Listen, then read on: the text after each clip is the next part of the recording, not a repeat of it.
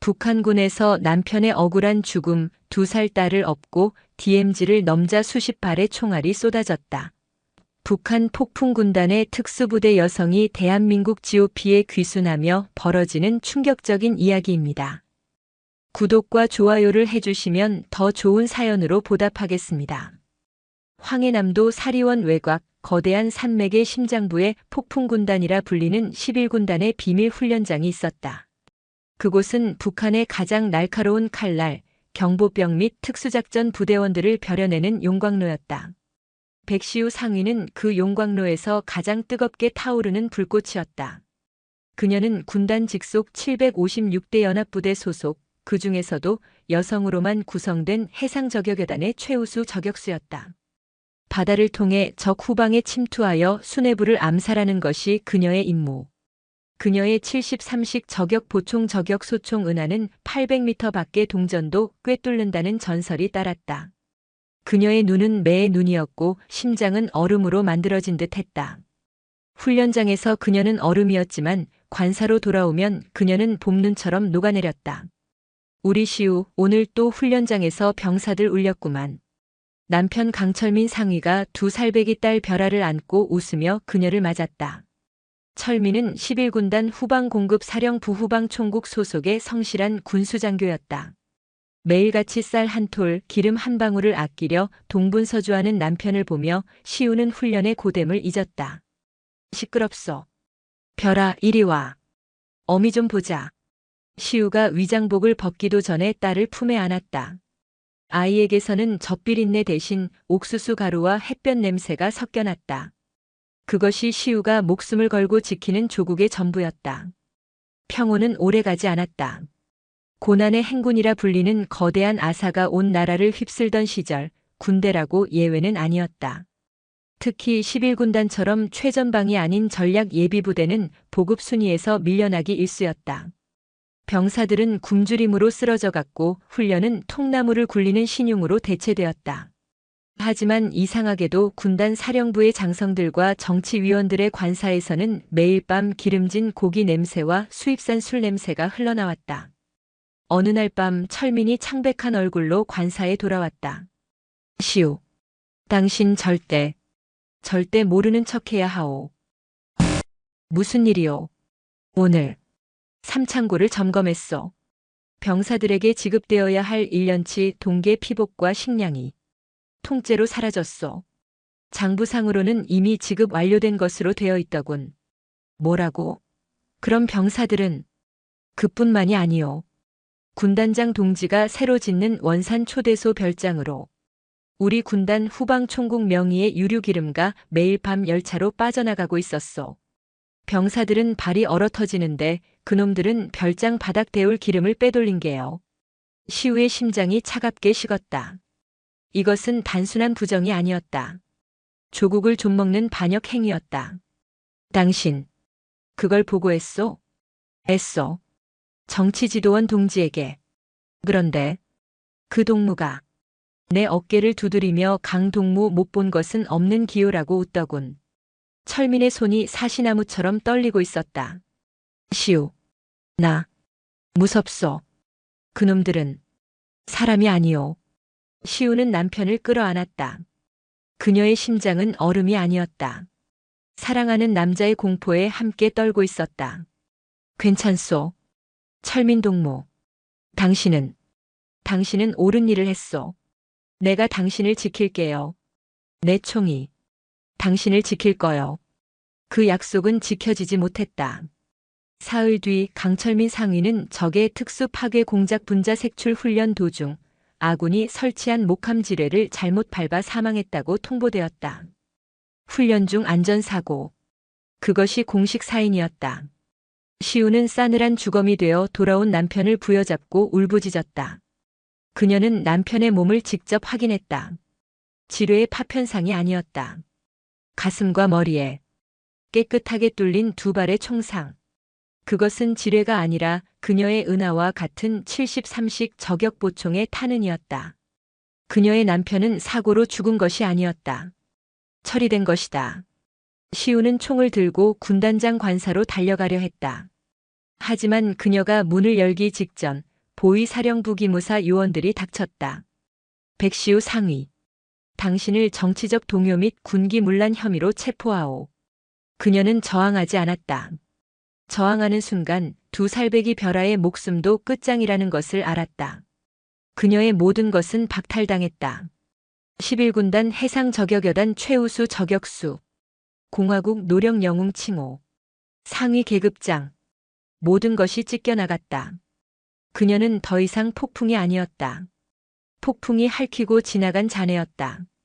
남편을 잃은 슬픔 속에서 그녀는 반역자의 아내라는 낙인이 찍힌 채 한 달간 보위부 지하실에서 취조를 당했다.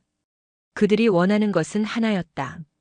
남편 강철민이 남조선 간첩과 내통하여 군사기밀을 팔아넘기려 했다는 거짓 자백. 못하오. 뭐야 인연이. 내 남편은 당신들 같은 도둑놈들 손에 죽었소. 하지만 내 남편의 명예까지 당신들 손에 더럽히게 두진 않겠소. 그녀의 눈빛이 죽지 않았음을 본 보위부원은 고문 대신 더 잔인한 형벌을 내렸다. 좋아. 백시오. 내년에 그 잘난 충성심이 어디까지 가는지 보자. 내년과 내년의 딸을 이 나라의 가장 밑바닥으로 보내주마. 며칠 뒤 백시우는 낡은 군용 트럭 짐칸에 실렸다. 그녀의 품에는 영문도 모른 채 굶주림에 지쳐 잠든 딸 벼라가 안겨 있었다. 트럭은 일주일을 달려 그녀가 한 번도 들어본 적 없는 땅 끝에 도착했다. 함경북도 온성군. 조국에서 가장 북쪽 끝 두만강을 사이에 두고 중국과 마주한 얼음의 땅. 내려. 그녀가 내던져진 곳은 41호 경비초소. 인민경비대 제7총국 소속 국경경비여단의 가장 낙후된 초소였다. 그곳은 군대가 아니라 유형수들이 모인 지옥의 수용소와 다름없었다. 백시오. 오늘부로 내년은 이곳 41호 초소의 취사병이다. 내년의 딸과 함께. 여기서 평생 썩으라는 게 장군님의 배려시다. 초소 정치지도원의 비웃음 속에서 시우는 두 살배기 벼라를 업은 채 영하 20도의 칼바람이 몰아치는 두만 강변에 섰다. 강폭은 불과 50m. 손에 잡힐 듯한 거리 너머로 중국의 희미한 불빛이 보였다. 그녀는 남편의 시신을 확인하던 날 흘렸던 피눈물을 삼켰다. 그녀는 죽지 않았다. 이곳으로 버려졌다. 그녀는 불빛을 바라보며 맹세했다. 철민 동무. 보고 있소? 나 살아남겠소. 그리고 이 아이. 벼라만큼은 당신을 죽인 이 지옥에서 살게 하지 않겠소. 내 반드시 저강을 건너고 말 거요. 그녀의 얼어붙은 심장이 복수와 생존을 향해 다시 뛰기 시작했다. 온성군 41호 초소에서의 삶은 생존이 아닌 연명이었다.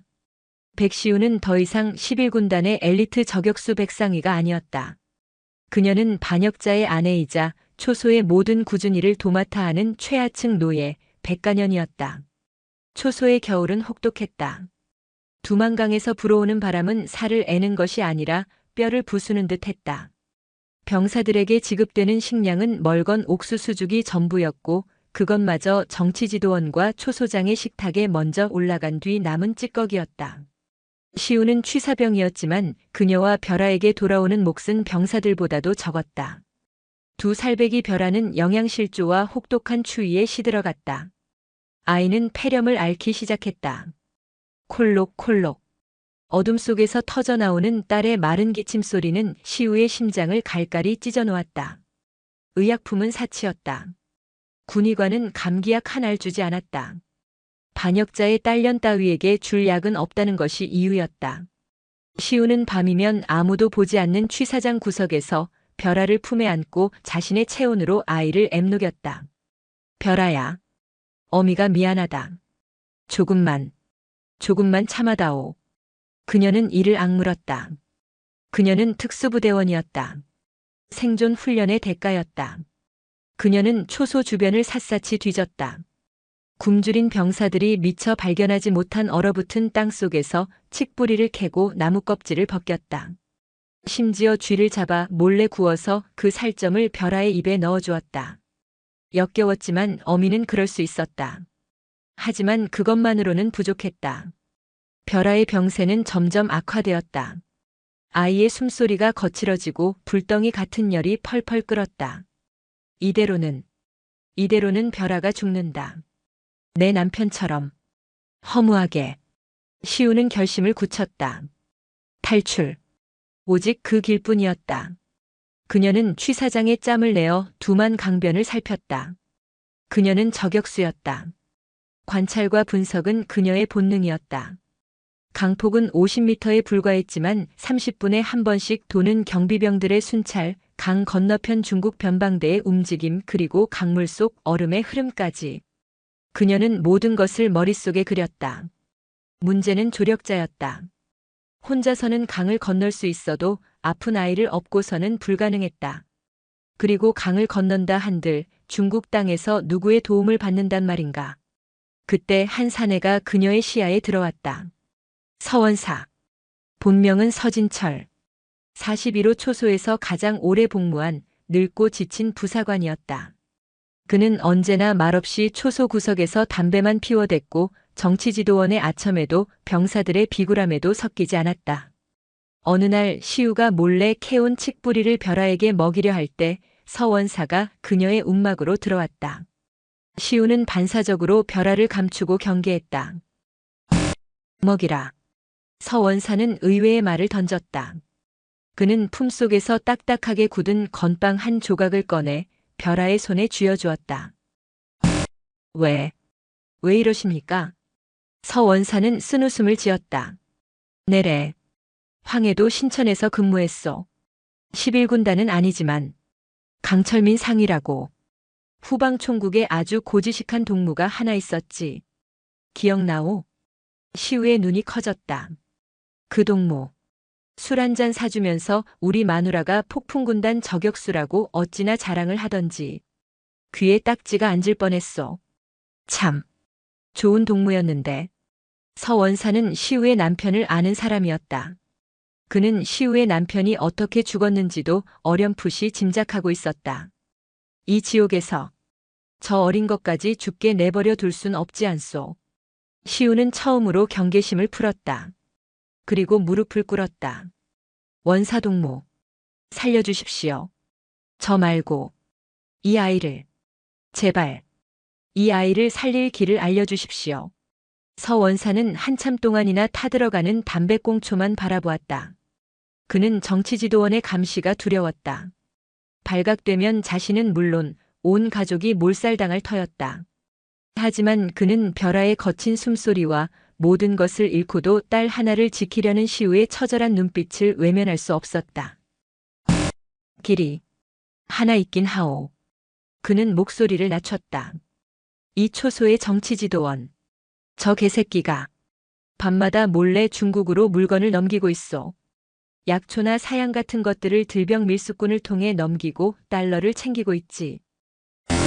그 들병이 오늘 밤 자시 밤 11시에 강을 건널게요. 정치지도원이 그 시간대에 40호 초소 쪽으로 순찰을 돌도록 경비를 조작해놨어. 딱 10분. 10분의 틈이 생길게요. 그 들병을 만날 수 있습니까? 문제는 그 들병이 당신을 도와줄 이유가 없다는 게지.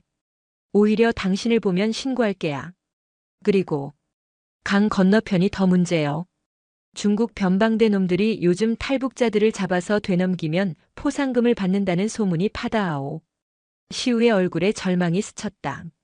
하지만 서원사는 다시 입을 열었다. 강 건너 투먼 땅에 황노인이라고 있어. 조선족 약초상인데 예전에 내 목숨을 한번 구해준 적이 있어. 그 들병도 황노인을 통해 물건을 넘기지. 내가 내 목숨값으로 받은 은가락지를 그 들병에게 주겠어. 당신을 황노인에게까지만 데려다 달라고. 시우는 숨을 죽였다. 이것은 서원사가 자신의 목숨을 거는 도박이었다. 원사동무. 이 은혜를. 됐어. 은혜는 무슨. 강철민 동무에게 진 빚 이렇게라도 갚아야 내 마음이 편하지. 그리고 서원사는 시우의 어깨를 잡았다. 백상위. 당신은 폭풍군단 저격수였어. 당신이라면 할 수 있어. 오늘 밤 자시 취 사장 뒤편 낡은 배수구를 통해 나가시오. 거긴 강변 철조망의 유일한 사각지대요. 들병은 버드나무 밑에서 기다릴게요. 그놈 이름은 독사요. 절대 믿지 말고 황 노인을 만날 때까지만 이용하시오. 그날 밤 벼라의 열은 펄펄 끓었다. 아이는 이제 울 기력도 젖을 빨 기력도 없어 보였다. 시우는 자신의 모든 옷을 껴입고 벼라를 포대기로 꽁꽁 싸맸다. 그리고 남편의 유일한 유품인 피 묻은 군번줄을 벼라의 목에 걸어주었다. 철민동무, 우릴 지켜주시오. 당신 딸, 꼭 살릴게요. 밤 11시, 초소의 공기가 얼어붙었다. 정치지도원이 순찰을 나가는 소리가 들렸다. 서 원사가 취사장 뒷문에서 망을 보았다. 지금이요. 백상위. 가시오. 가서 꼭 사람답게 사시오. 시우는 서 원사에게 깊이 고개 숙여 마지막 인사를 했다. 그리고 벼라를 업은 채 쥐새끼처럼 좁고 악취나는 배숙으로 몸을 밀어넣었다. 그녀의 심장이 꺼져가는 벼라의 심장 소리와 뒤섞여 지옥의 행진곡처럼 울리고 있었다. 영하 25도. 뼛속까지 얼어붙는 온성군의 자정이었다. 백시우는 악취가 진동하는 배수구를 기어나왔다. 차가운 강바람이 젖은 몸을 때리자 비명조차 나오지 않았다. 등 뒤에 벼라는 미동조차 없었다. 죽은 듯이 축 늘어진 아이의 무게가 그녀의 어깨를 천근만근 짓눌렀다. 살아있어야 한다. 벼라야 제발. 서 원사의 말대로 강변은 기이할 정도로 조용했다. 정치지도원이 순찰조를 모두 40호 초소 방향으로 이끌고 간 덕분이었다. 시우는 특수부대에서 배운 침투술을 본능적으로 사용했다. 그녀는 그림자처럼 몸을 낮추고 철조망의 끊어진 부분을 통과해 강변의 버드나무를 향해 나아갔다. 버드나무 아래 과연 한 사내가 짐승처럼 웅크리고 있었다. 독사였다.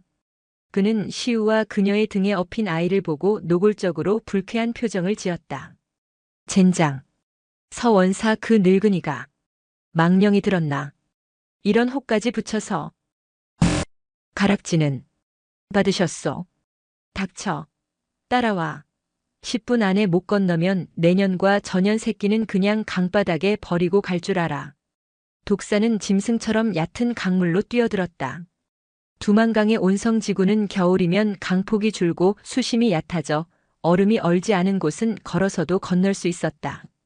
하지만 그 걸어서 건너는 과정이 지옥이었다. 착! 얼음장 같은 물이 허벅지까지 차올랐다.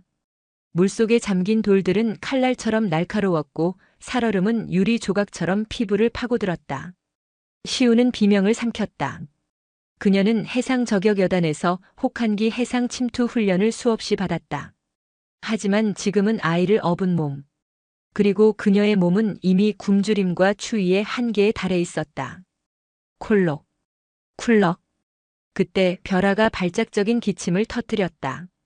시우는 얼른 손으로 아이의 입을 막았지만 소리는 이미 밤 공기를 갈랐다. 저런 미친. 독사가 경악하며 소리쳤다. 탕. 아니나 다를까. 멀리서 총성이 울렸다. 순찰을 나갔던 경비대가 돌아온 것이 아니었다. 강 건너편 중국 쪽이었다. 거기 누구야? 움직이면 쏜다. 중국 변방대의 서치라이트가 강물을 훑기 시작했다. 제기랄. 변방대 놈들이 순찰 시간을 바꿨잖아. 독사는 당황했다. 그는 밀수꾼이었지 총알바지가 될 생각은 없었다. 서치라이트 불빛이 그들을 향해 다가오고 있었다. 2년 때문이야. 내년과 전년 새끼만 없었어도. 독사의 눈에 살기가 번뜩였다. 그는 품속에서 칼을 꺼내 들었다. 시우와 아이를 버리고 가는 것이 아니라 아예 강물에 쳐넣어 자신의 알리바이를 만들 속셈이었다. 죽어. 독사가 칼을 들고 시우에게 달려들었다. 하지만 그는 상대를 잘못 골랐다. 백시우는 비록 굶주리고 지쳤지만 북한 최정예 특수부대원이었다. 시우는 벼라를 아는 채 몸을 반쯤 돌리며 독사가 휘두른 칼을 팔뚝으로 받아냈다. 찍. 방한복이 찢어지며 살점이 파고드는 고통이 밀려왔지만 그녀는 신음조차 내지 않았다. 오히려 그 반동을 이용해 독사의 칼을 쥔 손목을 꺾어버렸다. 끄악. 독사의 손에서 칼이 떨어졌다. 시우는 지체 없이 얼음물 속에서 무릎을 들어 독사의 명치를 걷어찼다. 컥 소리와 함께 독사가 강물에 고꾸라졌다. 서치라이트 불빛이 바로 앞까지 다가왔다. 움직이지 마. 시우는 본능적으로 움직였다. 그녀는 독사의 몸을 방패 삼아 물속으로 더 깊이 잠수했다. 그리고 강물 속에서 독사의 군복을 벗겨내 자신과 벼라의 몸 위에 덮었다. 경비대의 위장복. 그것이 유일한 보호색이었다. 에이 젠장. 또 고라니 새끼가 얼음 밟았나 보군. 서치라이트는 시우와 독사가 엉켜있는 무언가를 잠시 비추더니 이내 흥미를 잃은 듯 다른 곳으로 향했다. 시우는 숨을 참고 있던 물 밖으로 고개를 내밀었다. 벼라가 숨을 쉬지 않았다. 안 돼. 벼라야. 벼라야 숨 쉬어. 시우는 얼어붙은 뺨을 때리며 아이에게 인공호흡을 했다. 푸아. 몇 번의 시도 끝에 벼라가 기적처럼 약한 숨을 토해냈다. 이 독한 년. 독사가 물속에서 신음하며 일어서려 했다. 시우는 차가운 눈으로 그를 바라보았다. 황 노인. 어디 있소? 내가 왜? 시우는 독사의 목을 틀어쥐고 다시 물속에 처박았다. 황 노인 어디 있냐고 물었소. 투먼씨. 외꽉. 폐목제소. 시우는 독사를 강물에 내버려 둔 채 중국 땅을 향해 마지막 남은 힘을 쥐어짰다. 팔의 상처에서는 피가 흘러나와 강물에 섞였다. 마침내 중국 땅의 진흙을 밟았다. 그녀는 쓰러지지 않았다. 독사의 옷을 찢어 팔을 지혈하고 벼라를 다시 고쳐 업었다. 그리고 투먼의 불빛을 향해 얼어붙은 시체처럼 무거운 발걸음을 옮겼다. 투먼시 외곽 폐목제소. 약속 장소에는 아무도 없었다. 독사가 거짓말을 한 것인가? 아니면 그때 목재 더미 뒤에서 횃불 하나가 나타났다. 횃불을 든 것은 주름진 얼굴의 노인이었다. 황 노인이었다. 독사놈이 보낸 사람이요? 은가락지 받으셨소. 시우는 서원사가 알려준 암호를 댔다. 황 노인은 횃불을 들어 시우의 행색을 살폈다. 피투성이가 된 팔, 얼음이 박힌 머리카락, 그리고 그녀 등에 엎인 파랗게 질린 아이.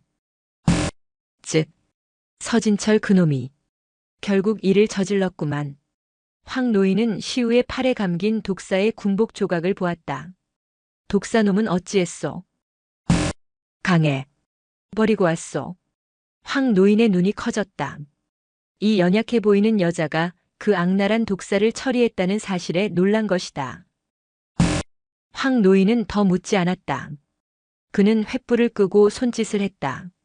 일단 따라오시오. 아이가 죽겠소. 날이 밝으면 변방대가 이 일대를 샅샅이 뒤질게요. 그 전에 숨어야 하오. 황 노인이 이끈 곳은 폐목제소 지하에 숨겨진 작은 토굴이었다. 그곳에서 시우는 거의 일주일을 굶은 벼라에게 황 노인이 끓여준 미음을 한 숟갈 떠먹일 수 있었다. 벼라가 미음을 삼키는 것을 본 순간 백시우는 그대로 정신을 잃고 쓰러졌다. 지옥의 강을 건넌 한계에 부딪힌 어미였다. 백시우가 다시 눈을 떴을 때 훅 끼쳐오는 낯선 냄새에 반사적으로 몸을 일으켰다. 역한 약초 냄새와 곰팡내, 그리고 희미한 석탄 냄새가 뒤섞인 공기. 그녀는 자신이 투먼의 폐목제소 지하 토굴에 있음을 깨달았다. 팔의 상처는 깨끗한 천으로 다시 감겨 있었고 그 옆에는 딸 벼라가 낡은 모포 더미 속에서 곤히 잠들어 있었다. 시우는 황급히 벼라의 이마에 손을 얹었다. 지옥 불처럼 타오르던 열이 기적처럼 내려가 있었다. 아이의 숨소리가 비록 미약하나마 고르게 변해 있었다. 깼소? 황 노인이 토굴 입구에 발을 젖히고 들어왔다. 그의 손에는 뜨거운 김이 오르는 옥수수죽 그릇이 들려 있었다. 일단 먹으시오. 꼬박 이틀을 죽은 듯이 잤소. 아이는 내가 가진 약초 중에 제일 귀한 걸 다려 먹였으니 고비는 넘긴 게요. 시우는 그릇을 받아들고 망설였다. 이틀. 그렇게 오래 정신을 잃었다니. 11군단 저격수로서 있을 수 없는 일이었다. 그녀는 자신의 나태함에 치를 떨면서도 뱃속에서 요동치는 허기를 이기지 못하고 죽을 들이켰다. 몇 달 만에 처음으로 맛보는 소금이 들어간 따뜻한 음식이었다. 눈물이 옥수수죽 위로 떨어졌다. 고맙습니다, 선생님. 됐어. 내래 서진철 원사 그놈에게 빚진 목숨, 이리 갚는 셈치지. 그나저나. 황 노인의 표정이 심각하게 굳어졌다. 그는 톡을 구석에 쌓아둔 약초 더미를 뒤적이며 말했다. 문제가 생겼어. 당신이 강물에 처박아 두고 온 독사놈이 살아서 기어나왔어. 시우의 심장이 덜컥 내려앉았다. 그놈이 변방대에 잡혔는데 살기 위해서 다 불어버린 게요. 온성 42로 초소의 반역자년이 아이를 업고 도강했다. 서진철 원사가 그년과 내통했다. 모조리다. 지금 투머는 발칵 뒤집혔어. 중국 공안 놈들뿐만 아니라 강 건너 보위부국과 안전보위부 놈들까지 사복 차림으로 넘어와서 당신을 찾고 있어. 11군단 특수부대 출신 여군이 탈북했다는 사실에 저 위쪽 평양에서도 난리가 난 게지. 당신은 이제 그냥 탈북자가 아니야. 무슨 수를 써서라도 잡아들여야 하는 특급 사냥감이 됐어. 황 노인은 담뱃대에 불을 붙였다. 매캐한 연기가 톡을 안을 채웠다. 이곳 투머는 더 이상 안전하지 못하오. 오늘 밤 당장 여길 떠야 하오. 어디로 가야 합니까? 연길로 가야 하오. 여긴 국경이라 너무 위험해. 연길은 조선족 자치주의 중심지라 몸을 숨기기에도 남쪽 한국으로 갈 길을 찾기에도 그나마 나을게요. 황 노인은 낡은 지도 조각을 펼쳤다. 투먼에서 연길까지는 수십 리길. 버스를 타면 금방이지만 지금 투먼을 빠져나가는 모든 길목에는 공안의 검문소가 겹겹이 서 있었다. 아이를 데리고 상처까지 입은 탈북 여성이 그곳을 통과하는 것은 불가능했다. 내가 내 전 재산을 털어서 통로를 하나 샀소. 내 아들놈 친구가 연길에서 화물차 운전을 하는데 오늘 밤 투먼의 제지공장에서 종이 뭉치를 싣고 연길로 들어갈게요. 그놈 이름은 마철이요. 돈밖에 모르는 놈이지만 의리는 있지. 그놈 화물칸에 숨어 들어가야 하오. 황 노인은 시우의 누더기 옷을 벗기고 자신의 며느리가 입던 낡은 조선족 여성의 옷을 내주었다. 그리고 벼라의 옷도 두툼하게 갈아입혔다. 이 옷을 입으시오. 그리고 연길에 도착하면 서탑교회를 찾아가시오. 그곳에 강 목사라는 사람이 있어. 그 사람이 당신 같은 사람들을 돕는 망을 쥐고 있어. 내 이름을 대면 알게요. 시우는 황 노인의 배려에 말문이 막혔다. 이 노인은 서 원사와의 얕은 인연 하나만으로 자신의 모든 것을 걸고 있었다. 선생님, 이 은혜를 어찌 됐다고 했소. 어서 준비하시오. 그 마철이란 놈 성질이 급해서 1분도 안 기다려줄 테니. 그날 밤 시우는 벼라를 포대기로 단단히 엎고 황 노인의 뒤를 따라 패목제소를 나섰다. 투먼의 밤거리는 삼엄한 경계 태세로 얼어붙어 있었다. 골목마다 공안 순찰차의 붉은 경광등이 번뜩였고 낯선 사내들이 담배를 피우며 행인들을 쏘아보고 있었다. 보위부 놈들이었다. 제지공장 후문. 약속된 장소에 낡은 해방표 트럭이 시동을 켠 채 서 있었다. 운전석에서 마철이 초조한 얼굴로 담배를 빨아대고 있었다. 아, 젠장. 황 노인. 왜 이리 늦었소? 공안 놈들 쫙 깔렸는데. 조용히 해. 이 아가씨가 내가 말한 사람이요. 마철은 시우와 벼라를 훑어보더니 질색했다. 아니, 애까지? 노인장, 나 죽일 일 있소? 저 반역자년 잡으려고 보위부에서 현상금까지 내걸었다는데. 그래서 자네 몫을 2배로 준비했네. 황 노인이 묵직한 돈 봉투를 마철의 손에 쥐어주었다. 마철의 눈이 순간 탐욕으로 빛났다. 2배. 줬소. 대신 저 여자. 연길까지 쥐 죽은 듯이 가야 하오. 만약 검문소에서 걸리면 난 저 여자 모르는 사람이요. 알았소? 알았으니. 어서. 시우는 마철이 열어준 트럭 짐칸으로 기어 올라갔다. 짐칸에는 거대한 두루마리 종이권지들이 빽빽하게 실려 있었고 그 사이에 사람 하나가 겨우 웅크릴 틈이 있었다. 시우는 벼라를 안고 그 틈으로 몸을 구겨 넣었다. 절대 소리 내지 마시오. 걸리면 다 죽소. 마철이 짐칸 덮개를 닫았다. 칠흑 같은 어둠. 퀴퀴한 종이 냄새와 매연 냄새가 코를 찔렀다. 트럭이 거칠게 출발했다. 덜컹거리는 진동 속에서 시우는 벼라의 입을 막고 자신의 심장 소리를 죽였다. 얼마나 달렸을까? 트럭이 급정거했다. 시발. 검문소다. 마철이 욕지거리를 하는 소리가 덮개 너머로 희미하게 들려왔다. 정차. 짐칸 확인. 아이 공안 동지. 이거 제지공장에서 나가는 폐지 뭉치요. 냄새만 나지 볼 것도 없소. 닥치고 열어. 쿵쿵. 공안이 짐칸 문을 두드렸다. 시우는 숨을 멈췄다. 벼라가 답답한 듯 몸을 뒤척였다. 제발. 덮개가 열리는 소리가 났다. 강력한 손전등 불빛이 종이 더미 사이를 훑었다. 시우는 어둠 속 가장 깊은 곳, 종이 두루마리 뒤편에 몸을 밀착했다. 흡. 그때 벼라가 숨을 참지 못하고 작은 소리를 냈다. 손전등 불빛이 정확히 시우가 숨은 곳을 향했다. 공안의 눈과 시우의 눈이 마주쳤다. 1초, 2초, 3초. 시우는 반사적으로 품속에 카락 노인이 준을 쥐었다.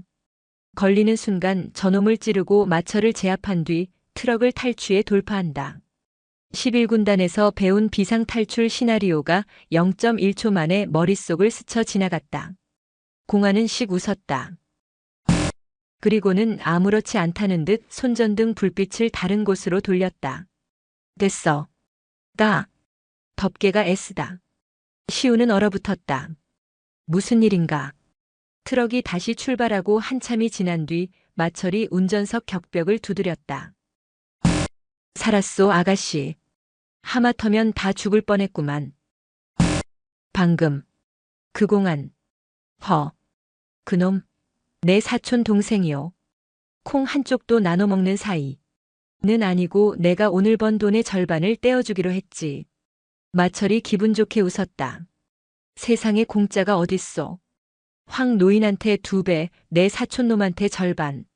아가씨 목숨값 되게 비싼 셈이요. 시우는 허탈한 웃음도 나오지 않았다. 이곳은 그녀가 알던 조국과는 다른 곳이었다.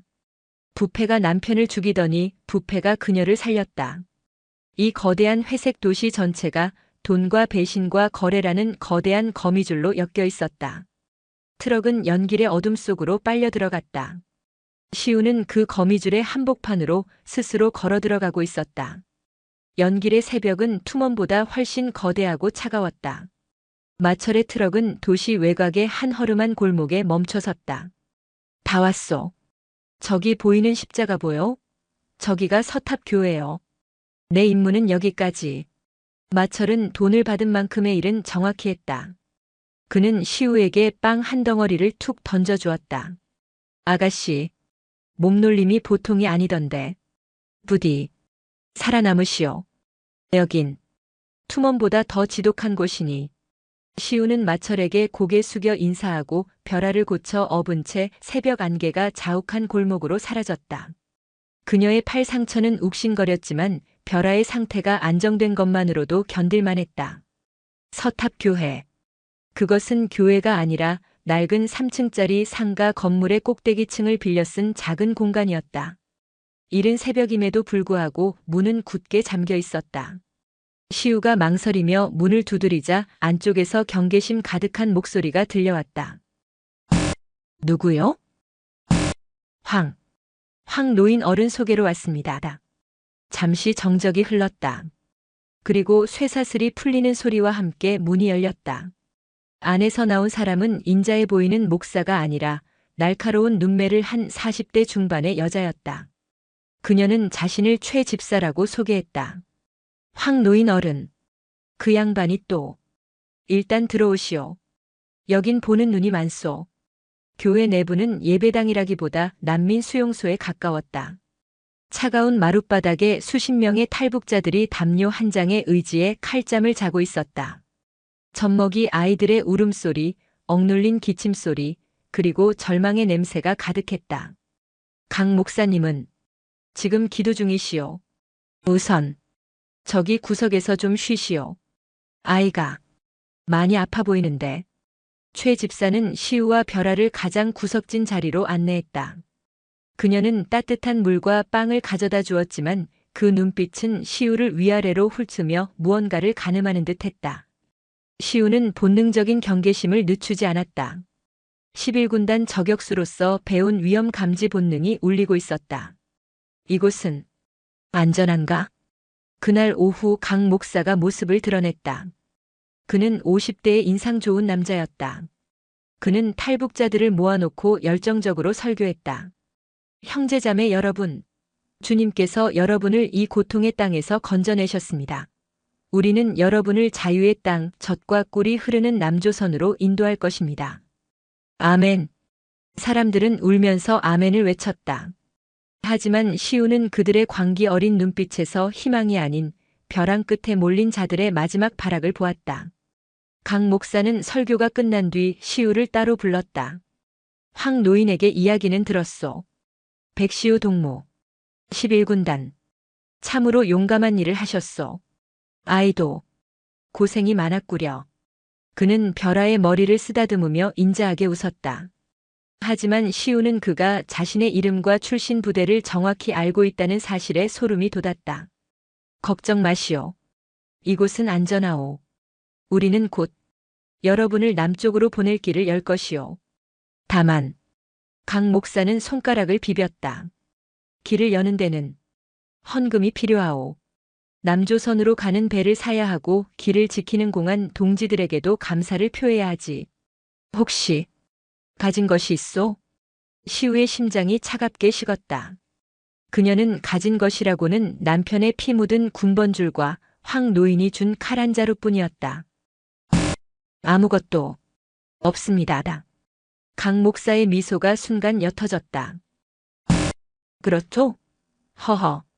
괜찮소. 주님께서는 다른 길을 열어주시겠지.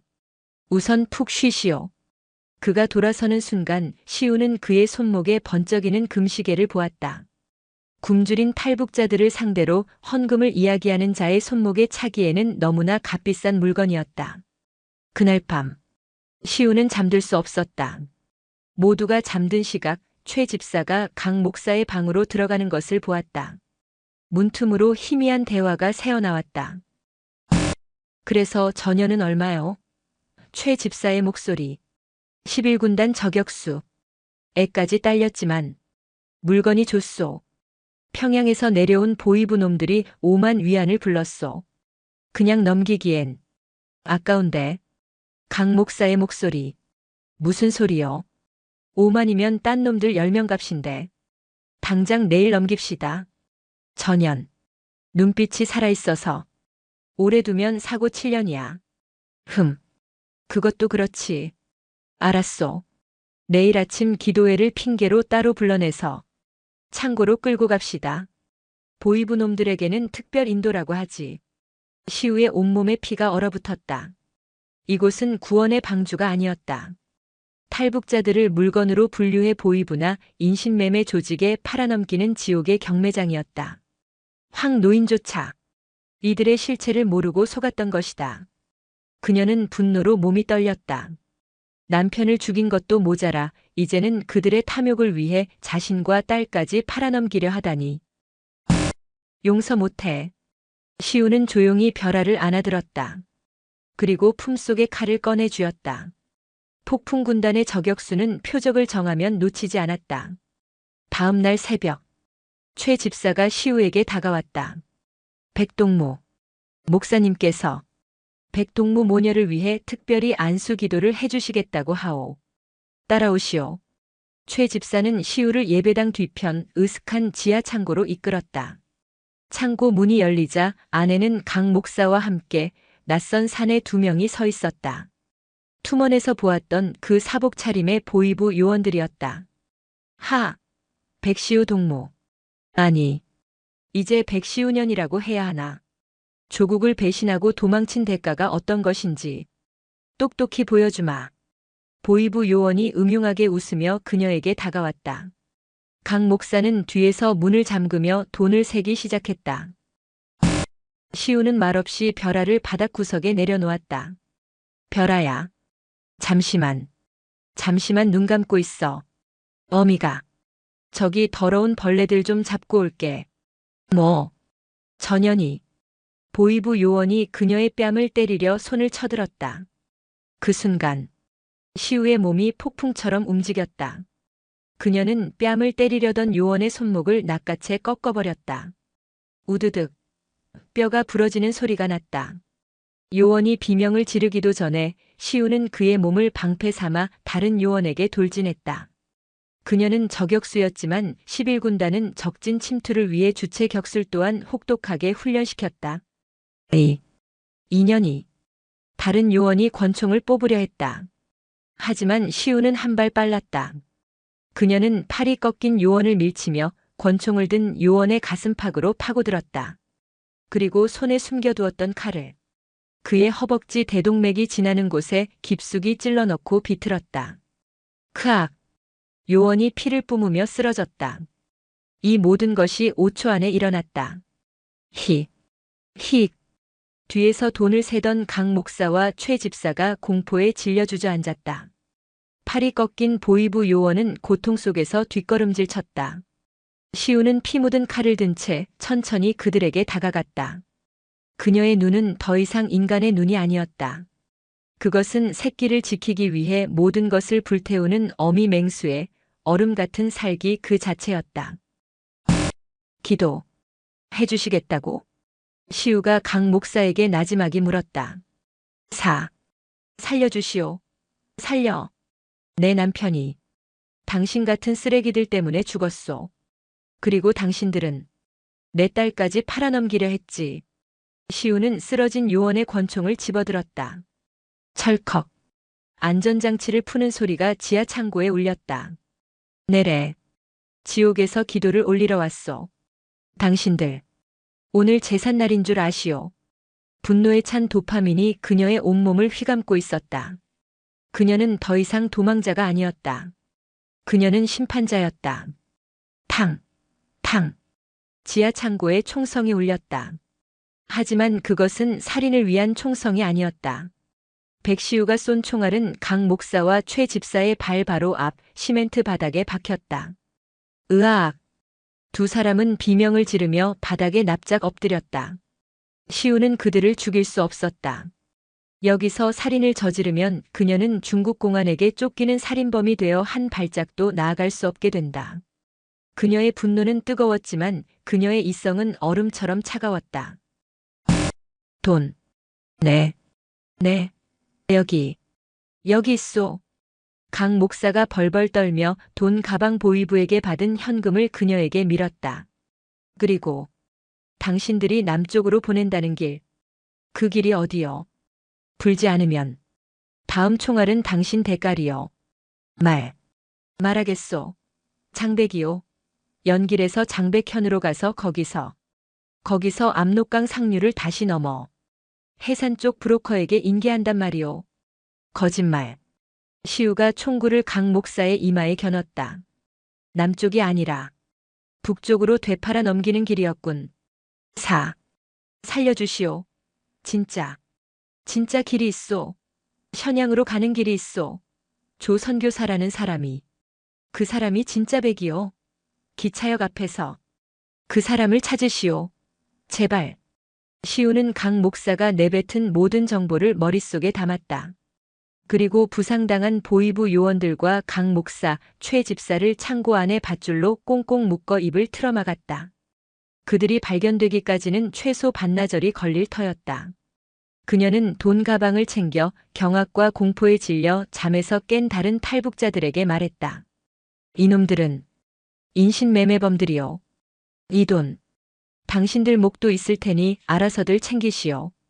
그리고 살고 싶으면 당장 흩어지시오. 시우는 혼란에 빠진 그들을 뒤로 한 채 벼라를 엎고 교회 뒷문으로 빠져나왔다. 연길 시내. 그녀는 이제 돈이 생겼지만 동시에 가장 위험한 표적이 되었다. 보위부와 인신매매 조직 양쪽의 추격을 동시에 받게 된 것이다. 강 목사가 말한 션양과 조 선교사라는 이름은 믿을 수 없었다. 그녀는 11군단에서 배운 대로 조직이 아닌 지형을 믿기로 했다. 그녀의 목표는 장백 산맥백 두산맥이었다. 도시를 벗어나는 것은 지옥이었다. 그녀는 훔친 권총을 옷 속에 숨기고 돈 가방을 든 채 갓난아이를 업은 평범한 조선족 행세를 했다. 연길 버스 터미널. 그녀는 션양이 아닌 정반대 방향 백두산 중국명 장백산으로 가는 표를 샀다. 추격자들의 허를 찌르기 위해서였다. 버스는 몇 시간을 달려 점점 문명과는 거리가 먼 깊은 산속으로 접어들었다. 이곳은 그녀가 훈련받았던 11군단 훈련장과 지형이 흡사했다. 마음이 역설적으로 편안해졌다. 장백산 입구의 작은 마을 이도백화. 그녀는 그곳에서 버렸다. 이제부터는 그녀의 영역이었다. 그녀는 낮에는 숨고 밤에만 움직였다. 장백산의 깊은 숲속은 그녀에게 안식처였다. 그녀는 돈이 있었지만 돈을 쓰지 않았다. 식당이나 숙소는 모두 덫이라는 것을 알았다. 그녀는 숲에서 사냥감을 찾았다. 11군단에서 배운 대로 소리 없는 함정을 놓아 산토끼를 잡고 돌멩이를 던져 꿩을 잡았다. 저격수였던 그녀에게 20m 거리에 움직이는 표적을 맞추는 것은 일도 아니었다. 벼라도 혹독한 환경에 적응해 가고 있었다. 아이는 더 이상 울지 않았다. 어미가 주는 거친 토끼 고기를 묵묵히 씹어 삼켰다.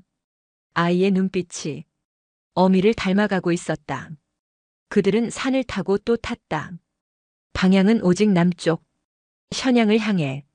길도 없는 숲속을 지도와 나침반 터미널에서 산 하나의 의지에 나아갔다. 수십 일이 걸렸다. 그들의 행색은 이미 인간이 아니었다. 짐승에 가까웠다. 그러던 어느 날 식량이 떨어졌다. 며칠을 굶주렸다. 시우는 탈진 상태에 빠졌고 벼라가 다시 열이 오르기 시작했다. 안 돼. 여기서 쓰러질 순 없어. 그녀는 비틀거리며 산을 내려왔다. 저 멀리 깊은 산골짜기에 굴뚝 연기 하나가 피어오르고 있었다. 작은 암자였다. 함정일까? 하지만 벼라가. 그녀는 선택의 여지가 없었다. 칼을 품에 안고 암자로 접근했다. 그곳은 놀랍게도 불상이 아닌 단군의 초상화를 모신 대종교의 작은 수도원이었다. 그녀가 문 앞에서 쓰러지듯 주저앉자 안에서 도포를 입은 백발의 노인이 나왔다. 노인은 시우와 그녀의 품에 안긴 벼라를 물끄러미 바라보았다. 그의 눈빛은 강 목사의 탐욕이나 최 집사의 경계심과는 달랐다. 그것은 수천 년 묵은 바위 같은 깊고 고요한 눈빛이었다.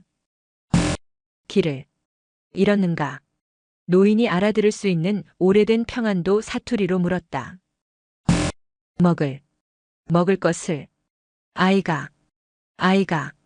시우는 그대로 정신을 잃었다. 다시 눈을 떴을 때 그녀는 따뜻한 온돌방에 누워 있었다. 벼라는 그 옆에서 노인이 떠먹여주는 쌀죽을 받아먹고 있었다. 일어났는가? 노인은 자신을 천무라 불렀다.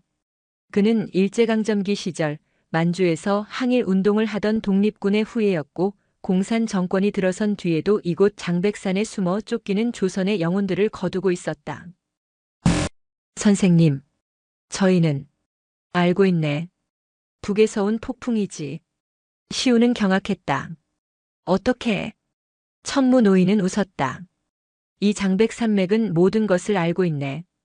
연길에서 보위부 놈들 2명을 작살내고 인신매매범 소굴을 뒤집어 놓은 11군단 여장부. 자네 소문이 이 산골까지 바람을 타고 날아왔네. 그는 시우의 팔에 난 상처를 살폈다. 자네, 그 기술로 사람을 죽일 수도 있었을 텐데 왜 살려두었는가? 내 딸이 보고 있었습니다. 천무 노인은 고개를 끄덕였다. 살을 품고는 생을 지킬 수 없네. 자네는 이미 그 이치를 깨달았어. 잘했네. 시우는 그곳에서 며칠을 머물렀다. 천무 노인은 그녀에게 장백산의 약초를 가르쳐 주었고 그녀의 몸을 회복시켰다.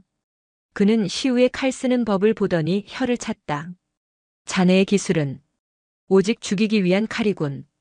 그것은 자네 자신도 베어버릴 게야. 그는 시우에게 나무 막대기를 쥐어주었다. 그리고는 눈을 감고 바람처럼 움직이는 기공의 보법을 보여주었다. 그것은 11군단의 격술과는 달랐다. 힘을 쓰는 것이 아니라 힘을 흘려보내는 기술이었다. 진정한 강함은 꺾는 것이 아니라 버티는 것일세. 그리고 가장 강한 자는 살기가 아니라 온기를 품는 법이지. 시우는 그 말의 의미를 다 알 수 없었다. 하지만 그녀는 노인의 움직임을 밤새 따라했다. 그녀의 몸이, 그리고 얼어붙었던 그녀의 마음이 조금씩 변하고 있었다. 일주일 뒤 시우의 몸은 완전히 회복되었다. 벼라의 뺨에도 혈색이 돌았다. 떠나야겠습니다. 그래야지.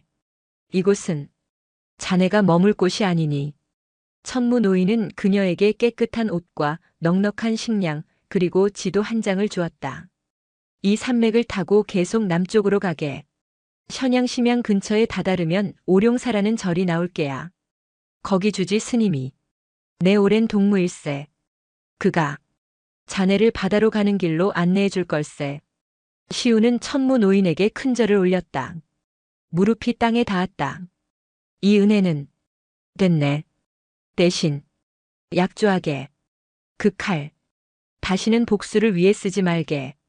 오직 저 아이를 지키기 위해서만 쓰게. 그리고 언젠가 저 아이가 다 크거든.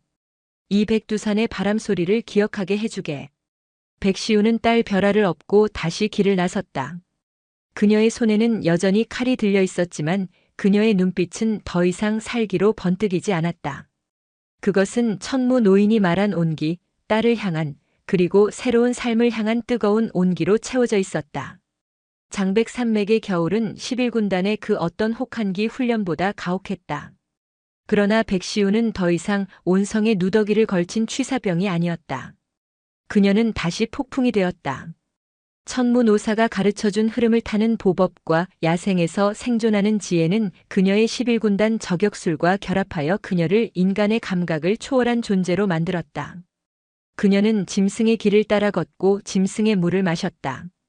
낮에는 사냥 가죽으로 만든 은신처에서 벼라를 품고 잠을 잤고 밤에는 달빛과 별빛의 의지에 남쪽으로 향했다. 그녀의 눈은 800m 밖의 표적을 노리던 저격수의 눈. 저 멀리 산 아래 도로를 지나는 공안 순찰차의 불빛, 산악지형을 수색하는 군견들의 소리, 심지어 숲을 감시하기 위해 설치된 무인 감시 카메라의 렌즈 반사광까지. 그녀는 그 모든 것을 피했다. 벼라는 기적처럼 건강을 되찾았다.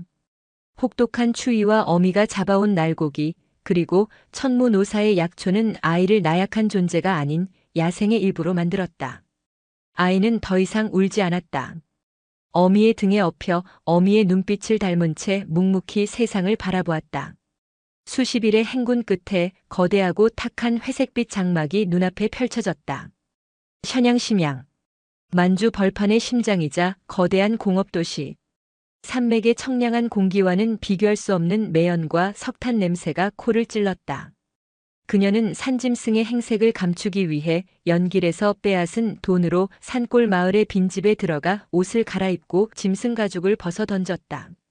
다시 한번 그녀는 두 살배기 딸을 업은 평범한 조선족 여인의 모습으로 거대한 도시의 인파 속으로 스며들었다. 션양은 연길과는 비교도 할 수 없는 덫이었다. 이곳은 북한의 대외 첩보 활동과 영사 업무의 중심지.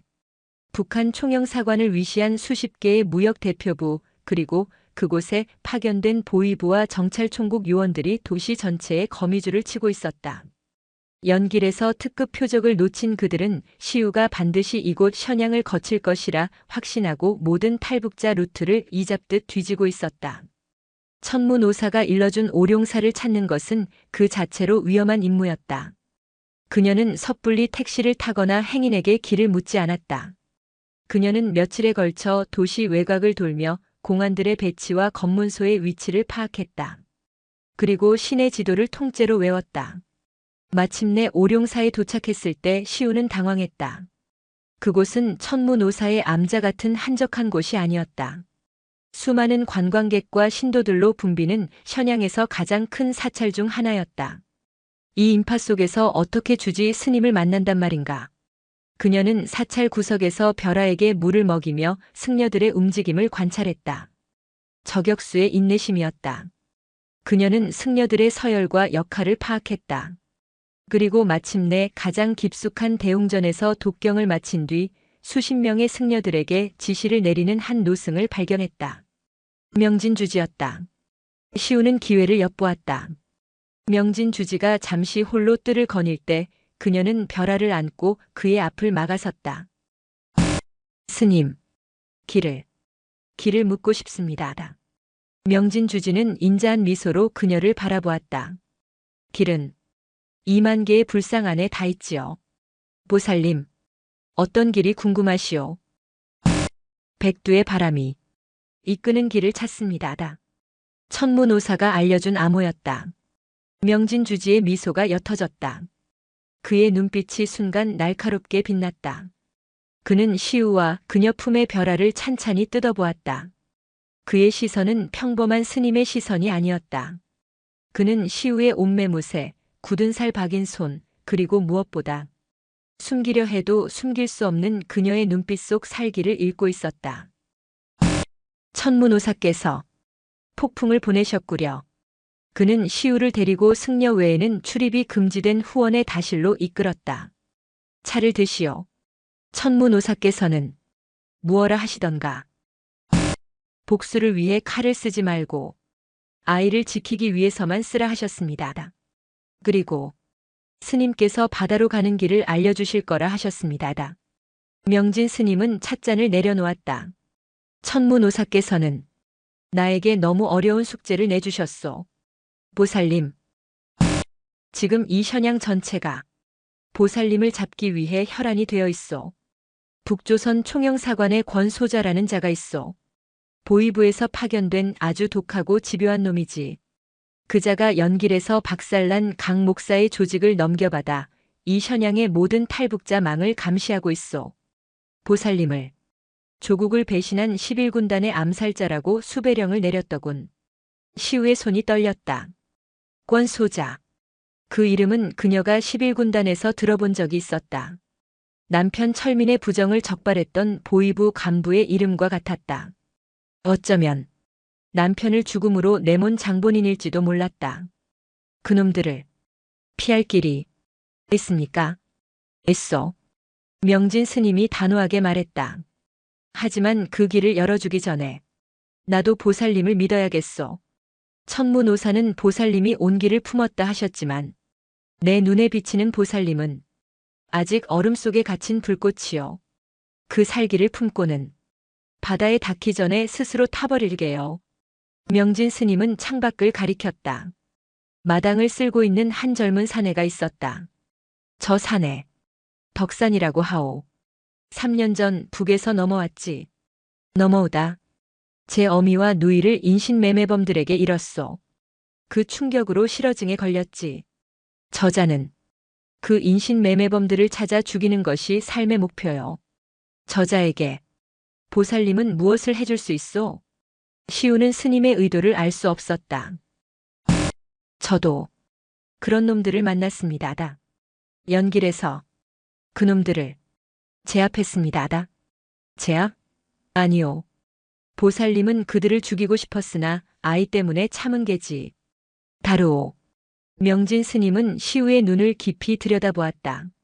만약 마니프 보살님의 남편을 죽인 자가 바로 저 문을 열고 들어와 내게 살려달라고 빈다면 보살님은 어찌하겠소? 시우는 숨이 멎는 듯 했다. 권소자. 만약 그놈이라면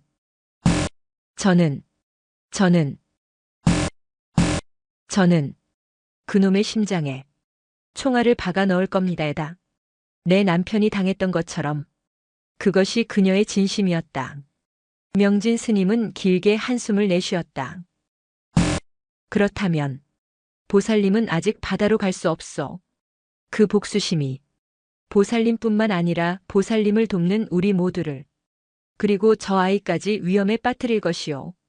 그럼 어쩌란 말입니까? 시우가 절박하게 외쳤다. 내 남편은 억울하게 죽었소. 나는. 그래서 명진 스님이 목소리를 높였다.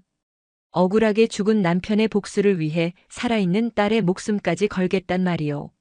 그것이 엄이요? 그것이 천문오사가 말한 온기요? 시우는 망치로 머리를 맞은 듯 했다. 복수. 그녀는 단 한순간도 남편의 복수를 잊은 적이 없었다. 하지만 그녀는 품속의 벼라를 내려다보았다. 아무것도 모른 채 어미의 옷자락을 쥐고 잠든 아이. 시우는 명진 스님 앞에 무릎을 꿇었다. 그녀의 얼음 같던 눈에서 뜨거운 눈물이 흘러내렸다. 스님, 모르겠습니다. 저는 복수도 용서도 아무것도 모르겠습니다. 저는 그냥 이 아이를 살리고 싶을 뿐입니다. 이 아이가 나처럼 총을 잡는 대신 밥을 굶는 대신 그냥 웃으면서 살게 해주고 싶습니다. 제발 길을 열어주십시오. 명진 스님은 한참 동안 눈을 감고 있었다. 그리고 천천히 눈을 떴다. 그 마음이 보살님의 길이요. 그 마음만 잃지 않는다면 반드시 바다에 닿을게요. 일어나시오. 그는 다실 뒤편의 족자를 걷어냈다. 숨겨진 문이 나타났다. 이 길은 현양의 지하를 가로지르는 옛 방공호요. 우리 사찰과 남조선 영사관이 비밀리에 연결된 통로지. 하지만 지금 영사관은 권소자놈들의 1순위 감시 대상이요. 그 길은 쓸 수 없소. 그럼 바다는 현양에만 있는 것이 아니오. 대련으로 가야 하오. 명진 스님은 새로운 지도와 두툼한 돈 봉투 그리고 작은 호신용 가스총을 내밀었다. 내가 아는 망을 통해 대련항의 화물선에 태워주겠소. 이 절의 식료품을 납품하는 트럭이요. 오늘 밤 그 트럭에 숨어 현양을 빠져나가시오. 대련에 도착하면 이 주소로 가시오. 판 사장이라는 자가 보살님을 마지막 배에 태워줄게요. 시우는 스님의 배려에 그리고 자신을 시험했던 그 깊은 뜻에 다시 한번 머리를 숙였다. 그녀는 복수를 택하지 않았다. 딸을 택했다. 그것이 그녀가 11군단의 폭풍에서 어미 백시우로 다시 태어나는 순간이었다.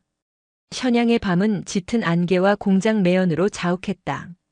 백시우는 명진 스님이 알려준 대로 오룡사 뒤편의 비밀 통로를 통해 사찰을 빠져나왔다.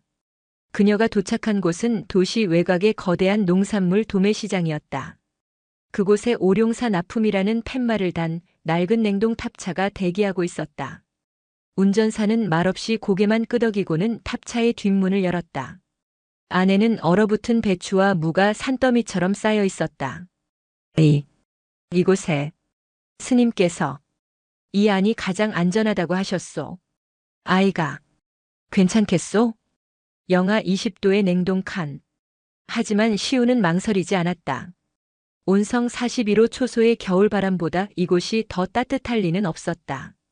그녀는 벼라를 자신의 외투 안에 품다시피 안고 배추 더미 사이로 파고들었다. 대련까지 10시간이요. 잘 쉬시오. 문이 닫혔다. 완전한 암흑. 엔진이 켜지고 트럭은 지옥의 냉기 속을 달리기 시작했다. 시우는 벼라가 동상에 걸리지 않도록 쉴 새 없이 아이의 손발을 주무르고 입김을 불어넣었다. 그녀는 11군단에서 배운 체온 저하를 막는 호흡법을 사용했다. 이것은 생존인 동시에 명진 스님이 말한 온기를 실천하는 그녀만의 사투였다. 얼마나 달렸을까? 트럭이 거칠게 멈춰섰다. 고속도로 검문소였다. 정차, 냉동차, 문 열어. 아이 공안 동지. 이거 절에 들어가는 배추요. 얼어 죽겠는데.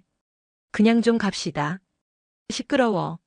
요즘 북조선년 하나가 새끼 업고 설치는 거 몰라? 현양에서 놓쳤는데 대련으로 튈 거라는 정보가 있단 말이야. 열어. 시우의 심장이 얼어붙었다. 권소자. 그놈의 거미줄이 현양뿐만 아니라 이곳까지 뻗어 있었다. 철컥. 냉동 칸 문이 열렸다. 한겨울의 냉기가 아니라 바깥의 차가운 밤 공기가 오히려 따뜻하게 느껴졌다. 공안의 손전등 불빛이 배추 더미를 훑었다. 별거 없구만. 배추뿐이잖아. 그렇다니까. 춥소. 어서 닫으시오. 불빛이 사라지려던 찰나. 시우가 숨을 죽였다. 그녀는 얼어붙은 배추 더미의 가장 깊은 곳, 천장 가까이에 몸을 밀착시키고 있었다. 잠깐. 손전등 불빛이 다시 돌아왔다. 그리고 시우와 눈이 마주쳤다. 아니, 시우의 품속에서 틈새로 간신히 바깥을 내다보던 별아의 작은 눈동자와 마주쳤다. 공아는 씩 웃었다. 그리고는 문을 쾅 닫아버렸다. 됐어. 출발해. 트럭이 다시 출발했다. 시우는 얼어붙은 몸을 녹이며 방금 전의 상황을 이해하려 애썼다. 스님께서 미리 손을 써두셨소. 운전사가 격벽 너머로 외쳤다. 저 검문소 공안. 독실한 불자여. 명진 스님이라면 껌뻑 죽지. 스님께서 만약 눈이 마주치거든 부처님을 뵌 셈치고 눈을 감으라고 하셨다오. 시우는 허탈한 웃음을 터뜨렸다. 부패가 자신을 살리더니 이번에는 종교가 그녀를 살렸다. 이 거대한 땅은 그녀가 이해할 수 없는 힘으로 움직이고 있었다. 지옥 같은 10시간이 지나고 트럭은 마침내 바다 냄새가 나는 도시 대련에 도착했다. 트럭에서 내렸을 때 시우는 온몸이 얼어붙어 제대로 서 있을 수조차 없었다. 하지만 별아는 붉어진 뺨으로 어미의 품속에서 바다 냄새를 맡고 있었다. 명진 스님이 알려준 주소는 대련항 부근 흑석초라는 어촌 마을의 허름한 선박 수리소였다. 대풍 선박. 간판은 녹슬어 있었고 문은 굳게 잠겨 있었다. 시우가 문을 두드리자 안에서 걸걸한 목소리가 들려왔다. 누구야? 고칠 배도 없는데. 명진 스님. 소개로 왔습니다. 문이 열리고 기름때 묻은 작업복을 입은 술 냄새를 풍기는 중년의 사내가 나타났다. 판 사장이었다. 그는 시우와 별아를 훑어보더니 침을 퇴뱉었다. 젠장. 스님이 또 귀찮은 일을 맡겼구만. 그것도 애까지 딸린. 지금 항구 전체가 발칵 뒤집힌 거 몰라? 현양 총영사관의 권소자라는 미친놈이 대련공안국을 들쑤시고 있어. 11군단 출신 암살자가 대련항으로 밀입국 남조선으로 테러를 감행하려 한다고. 하, 기가 막힌 시나리오지. 공안 놈들 실적에 눈이 멀어서 지금 항구의 정박한 배는 모조리 뒤지고 있어. 명진 스님의 루트가 또다시 막힌 것이다. 그럼 길은 없는 겁니다.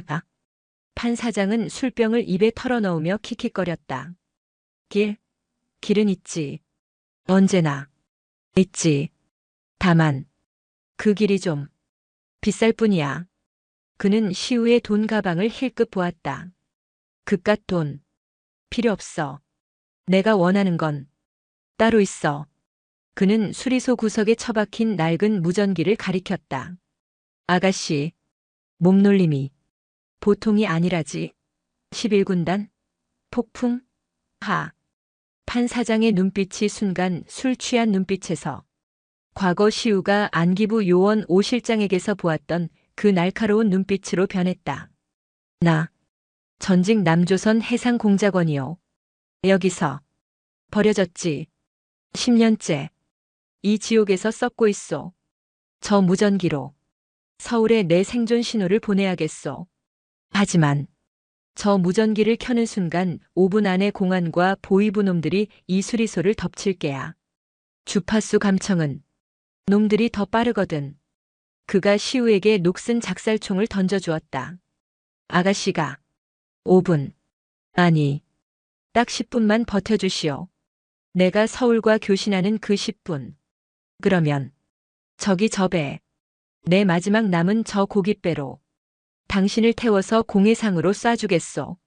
그것은 거래였다. 그녀의 11군단 전투 기술과 그의 버려진 정보망을 교환하는 목숨을 건 도박.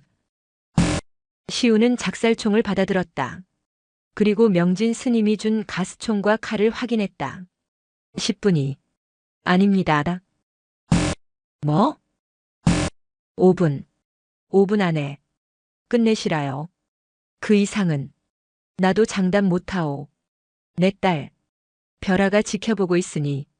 판 사장은 그녀의 그 서늘하고 자신감 넘치는 눈빛에 10년 만에 처음으로 심장이 뛰는 것을 느꼈다. 좋아. 5분. 시작하지. 판 사장이 무전기에 전원을 켰다. 치지직. 낡은 기계가 깨어나는 소리와 함께 대련항의 모든 감청 장비가 이 작은 수리소를 향해 붉은 점을 찍기 시작했다. 판 사장이 무전기 다이얼을 돌리며 암호화된 모스 부호를 타전하기 시작한 순간 수리소 밖은 이미 지옥으로 변하고 있었다. 삐읍삐읍삐. 신호가 서울을 향해 날아가는 동시에 그 신호를 역추적한 권 소자의 팀과 대련공안의 차량들이 흑석초의 좁은 골목을 향해 미친 듯이 돌진해 오고 있었다. 3분. 3분 안에 도착한다. 이 미친놈아. 빨리. 시우는 수리소의 낡은 철문을 걸어 잠그고 창문이란 창문은 모두 선박용 철판으로 막았다. 이곳은 그녀의 저격 지점이었다. 11군단 해상저격여단은 고립된 등대나 선박에서 적의 상륙을 저지하는 훈련을 전문적으로 받았다. 이곳은 그녀에게 완벽한 방어 진지였다. 별아야. 어미등 뒤에 꼭 붙어 있어라. 절대 떨어지면 안 된다. 시우는 별아를 포대기로 등에 단단히 묶고 작살총을 창문 틈새에 거치했다. 그리고 연길에서 빼앗은 권총을 허리춤에 칼을 팔뚝에 고정했다. 그녀는 천문오사의 가르침을 기억했다. 살기가 아닌 온기.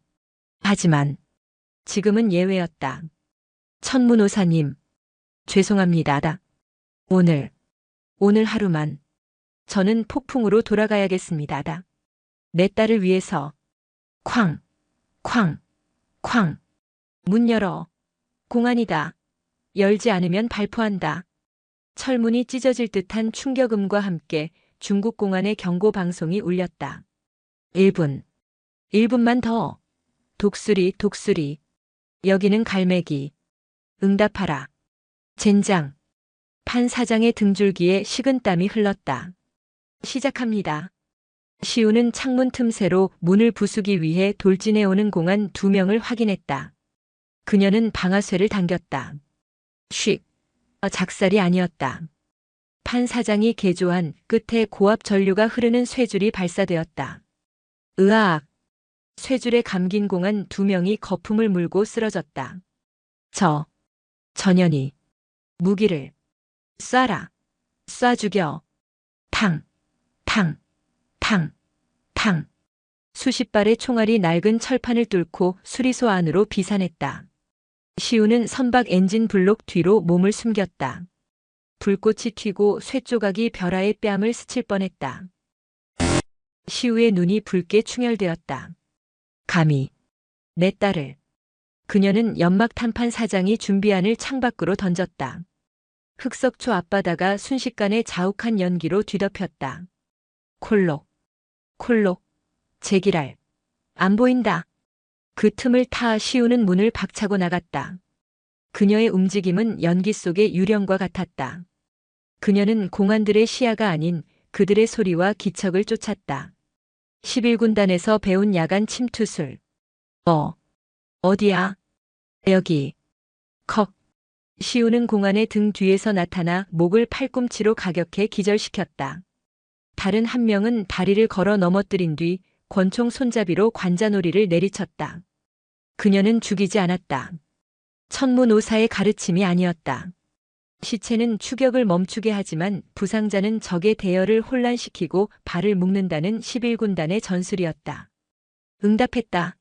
갈매기. 응답했다.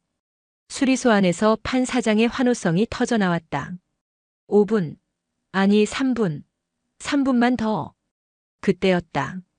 연기 속에서 그 모든 혼란을 뚫고 한 사내가 시우를 향해 걸어 나왔다.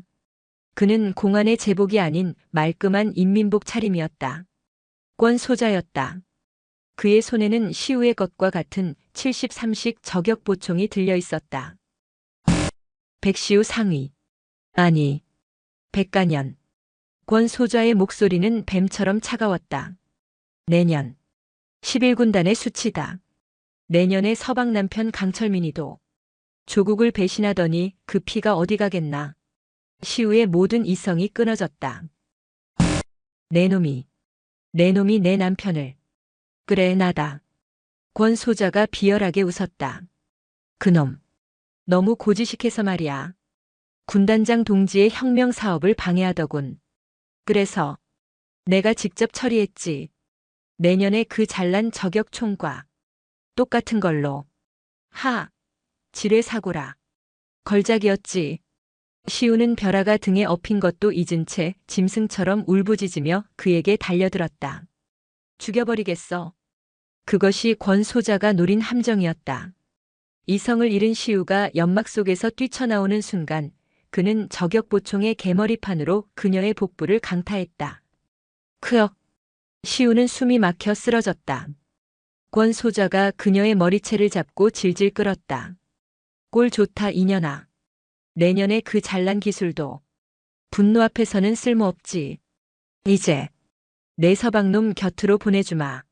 아, 물론 전현 새끼도 함께. 그가 총구를 쓰러진 시우의 머리에 겨누었다. 벼라가 공포에 질려 울음을 터뜨렸다. 안 돼. 벼라가. 시우는 마지막 힘을 쥐어짰다. 그녀는 권 소좌의 발목을 잡았다. 아직 안 끝났소. 이 개새끼야. 그녀는 권총을 쏠 힘도 칼을 쥘 힘도 없었다. 그녀는 천무노사가 가르쳐준 대로 힘을 흘려보내는 대신 단 하나의 기술을 썼다.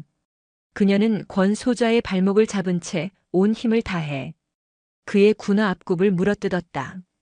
으악! 이 미친! 짐승 같은 행동. 권 소좌가 당황하여 그녀를 떼어내려 발길질을 하는 순간 시우는 그의 다리를 비틀어 넘어뜨렸다. 다 됐다. 교신 끝. 아가씨. 배로. 판 사장이 수리소 뒷문을 열고 외쳤다. 뒷문은 바로 바다와 연결되어 있었다. 시우는 권 소좌를 뿌리치고 벼라를 확인한 뒤 절뚝이며 배를 향해 달렸다. 어딜 도망가. 권 소좌가 일어나 총을 겨누었다. 탕. 총성이 울렸지만 쓰러진 것은 시우가 아니었다. 권 소좌의 어깨에서 피가 터져 나왔다. 판 사장이 낡은 권총을 들고 서 있었다. 10년 만에 쏴본 총이었지만 그의 실력은 녹슬지 않았다. 가자. 어서. 시우와 판 사장은 벼라를 안고 작은 고깃배에 몸을 날렸다. 판 사장이 시동을 걸자 엔진이 기적처럼 굉음을 내며 깨어났다. 잡아. 저 배 잡아. 어깨를 부여잡은 권 소좌가 악을 썼다. 공안들이 방파제 끝에서 그들을 향해 총을 쏘기 시작했다. 타타타탕. 총알이 배전을 때렸다. 시우는 벼라를 감싸 안고 선실 바닥에 엎드렸다. 꽉 잡아. 판 사장은 배를 전속력으로 몰아 방파제를 들이받을 듯이 스쳐 지나가며 어두운 공해상으로 빠져나갔다. 어둠 속에서 흑석초의 총성과 고함 소리가 멀어져 갔다. 시우는 등 뒤에서 들려오는 딸의 울음소리를 들으며 피와 기름때 범벅이 된 손으로 남편의 군번줄을 움켜쥐었다. 그들은 살아남았다. 하지만 그들의 앞에는 그 어떤 육지의 위험보다 더 거대하고 예측 불가능한 서해황해의 거친 파도가 기다리고 있었다. 대련 흑석초의 방파제를 벗어난 낡은 고깃배는 권 소좌가 내뿜는 지옥의 불길을 뒤로하고 망망대해로 뛰어든 한 줌의 낙엽과도 같았다.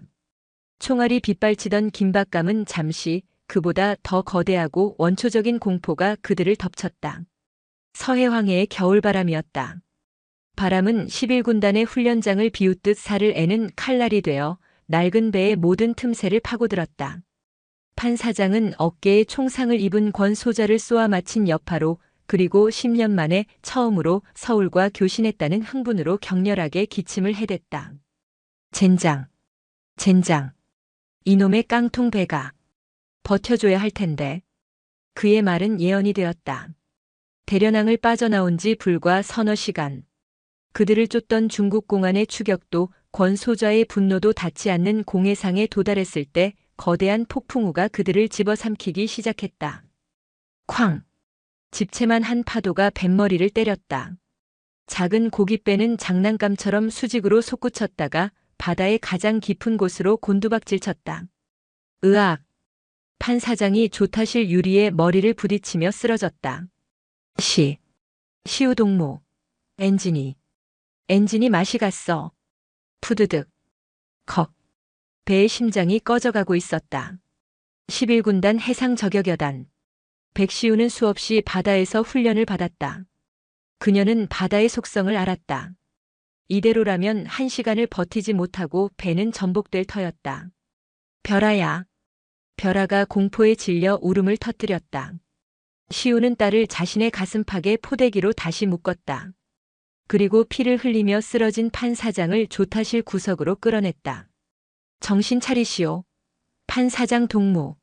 당신 10년 만에 서울과 교신했다면서 이대로 죽을 거요. 그녀는 선실의 모든 밧줄을 끌어모아 자신과 판 사장 그리고 별아를 조타실 기둥에 단단히 묶었다.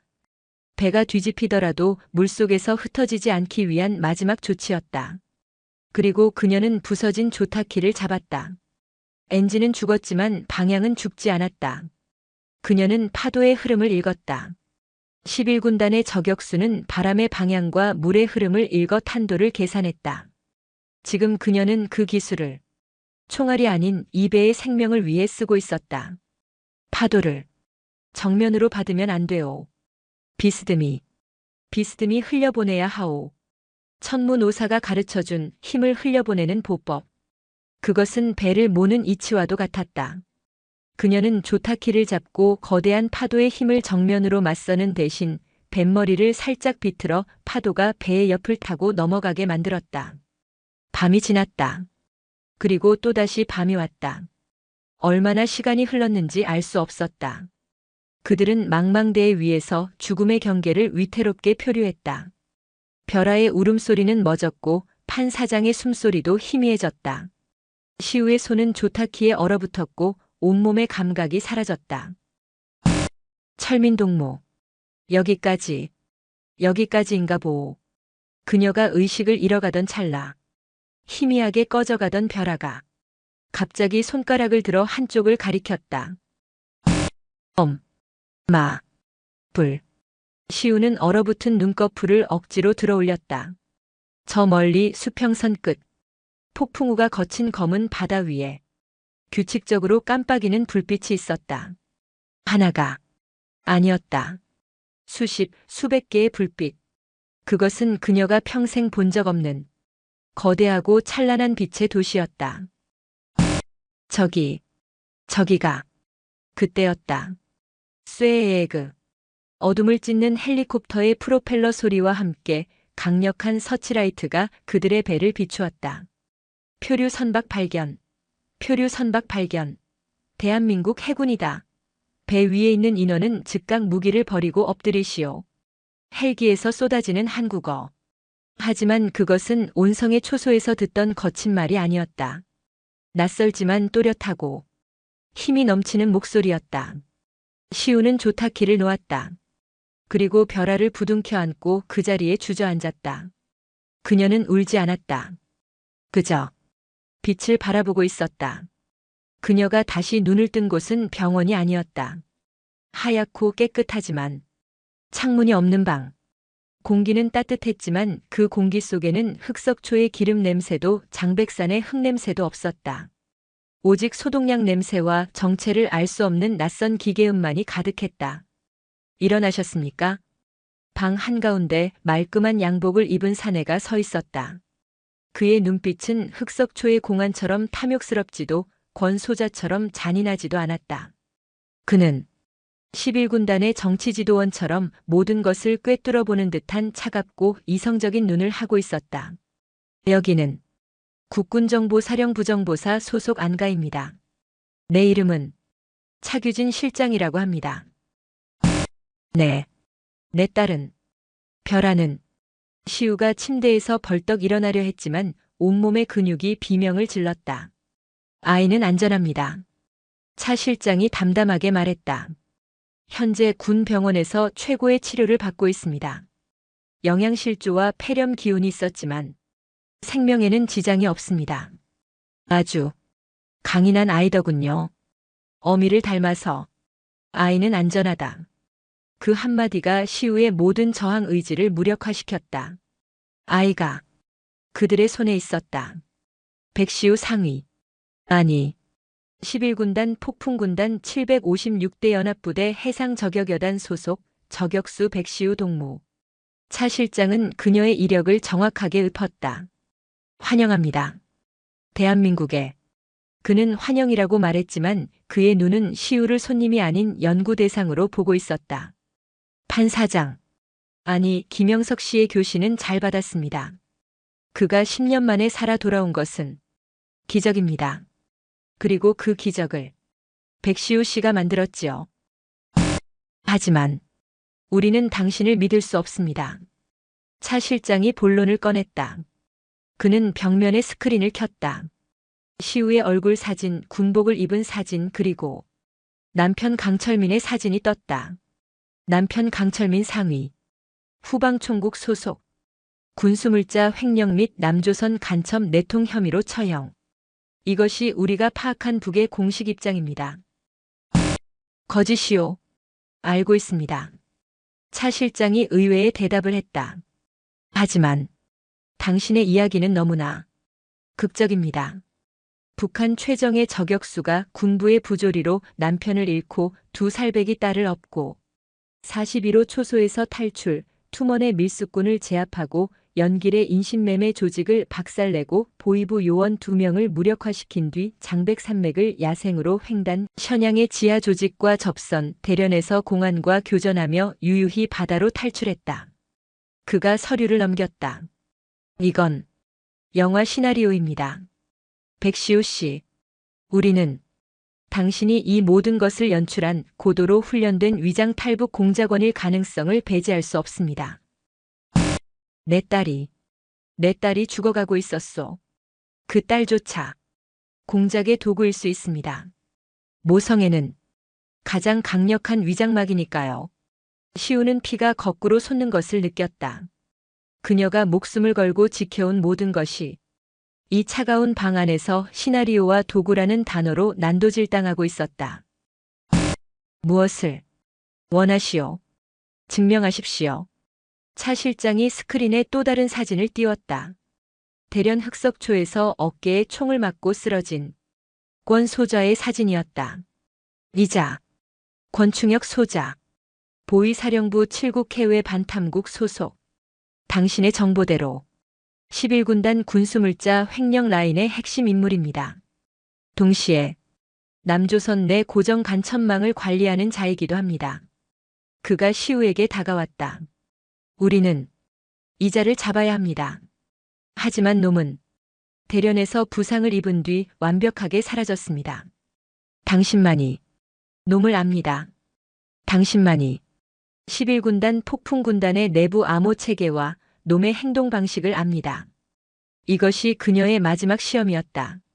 우리를 도와주십시오. 당신이 정말 조국을 배신한 권 소자에게 복수하고 싶다면, 그리고 당신이 정말 이 땅에서 딸과 함께 자유를 누리고 싶다면 그것은 제안인 동시에 협박이었다. 시우는 권 소자의 사진을 바라보았다. 남편을 죽인 원수, 자신의 모든 것을 앗아간 악마. 그녀의 손이 다시 칼을 쥐는 것처럼 떨려왔다. 복수. 그녀는 눈을 감았다. 장백산의 바람소리. 살을 품고는 생을 지킬 수 없네. 천문오사의 목소리가 들려왔다.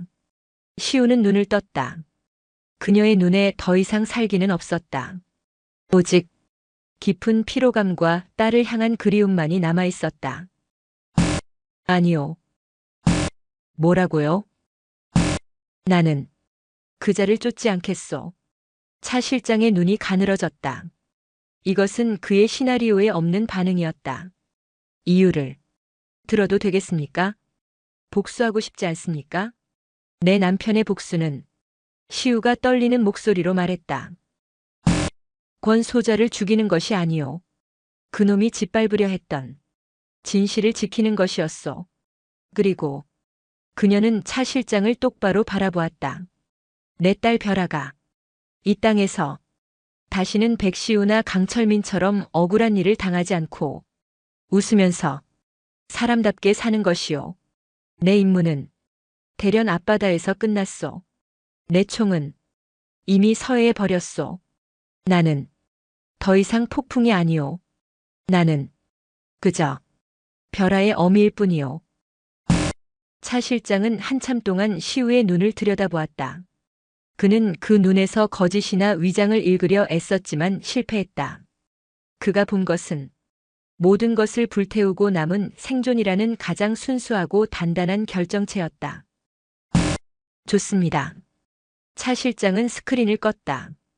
방이 환해졌다. 당신의 진짜 임무가 무엇인지 이제 알겠습니다. 백시우 씨, 당신은 시험에 통과했습니다. 그는 시우가 권 소자를 잡는 것을 돕는다고 했다면 그녀를 복수심에 눈이 먼 통제 불가능한 요원으로 분류했을 것이다. 하지만 그녀는 복수보다 딸의 미래를 택했다. 그것은 공작원이 할 수 없는 선택이었다. 그것은 오직 어미만이 할 수 있는 선택이었다. 딸을 만나게 해주시오. 차 실장은 웃으며 문을 열었다. 물론입니다. 어서 가시죠. 박선영 씨. 그것은 그녀의 새로운 이름이었다. 그로부터 10년이라는 세월이 흘렀다. 대한민국 인천. 서해의 파도가 가장 먼저 닿는 도시. 어머니, 여기 보세요. 12살이 된 박하늘별 아이가 갯벌 체험장에서 작은 개를 잡고 환하게 웃으며 손을 흔들었다. 하늘아, 뛰지 마. 넘어져. 박선영 백시우의 딸을 향해 소리치며 웃었다. 그녀는 더 이상 얼음 같은 저격수가 아니었다. 그녀는 인천항 해상교통관제센터 VTS의 관제사였다. 그녀는 정보사에서의 조사를 마친 뒤 판 사장 김형석과 함께 특별 정착 교육을 받았다. 판 사장은 그의 공로를 인정받아 조용히 새 삶을 시작했다. 박선영은 자신의 11군단 경력, 특히 해상 침투와 항해술, 그리고 저격수로서의 뛰어난 관찰력을 인정받아 총 대신 레이더를 잡는 일을 택했다. 그녀의 임무는 더 이상 파괴가 아니었다. 그녀는 매일 밤 수백 척의 배들이 안전하게 항구로 돌아오도록 지키고 인도하는 일을 했다. 천문오사가 말한 온기를 품는 그녀만의 방식이었다. 권 소자는 어떻게 되었는지 그녀는 묻지 않았다. 다만 몇 년 뒤 차 실장에게서 원산금고 라인이 정리되었다는 짤막한 소식만 전해 들었을 뿐이다. 어머니, 저기 배 들어온다. 엄청 커. 하늘이가 가리키는 곳으로 거대한 컨테이너선이 위용을 드러내며 인천항으로 들어오고 있었다. 박선영은 딸의 어깨를 감싸 안았다. 그녀는 저 배가 자신이 10년 전 죽음을 무릅쓰고 건넜던 그 검은 바다를 지나왔음을 알았다. 철민 동무, 보고 있소? 그녀는 옅은 미소와 함께 남편의 군번줄이 걸린 목걸이를 매만졌다. 우리 별아, 이렇게 잘 컸소. 당신이 원했던 세상에서 이렇게 환하게 웃고 있소. 그녀는 복수하지 않았다. 그녀는 심판하지 않았다. 그녀는 그저 살아남았다. 그리고 딸에게 웃음을 되찾아 주었다. 그것이 지옥 같은 부조리와 폭풍 속에서 그녀가 찾아낸 유일한 진실이었고 가장 위대한 승리였다. 서해의 노을이 두 모녀의 웃음 위로 따뜻하게 쏟아져 내리고 있었다. 오늘도 요지경 사연을 잘 들어주셔서 감사합니다.